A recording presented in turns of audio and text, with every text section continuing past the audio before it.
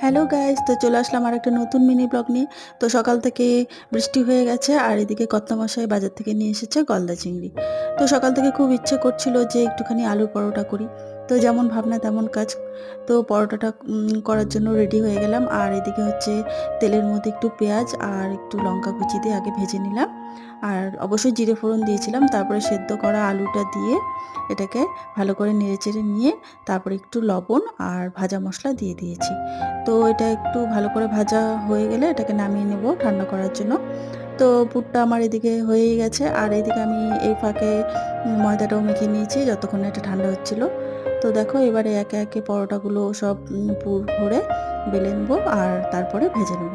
তো এদিকে দেখো সমস্ত পরোটাগুলো আমি ভেজে নিয়েছি লাল লাল করে।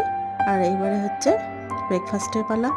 তো খেতে কিন্তু সেই হয়েছিল। তো ভালো লাগলে একটা লাইক করো, সাবস্ক্রাইব করো।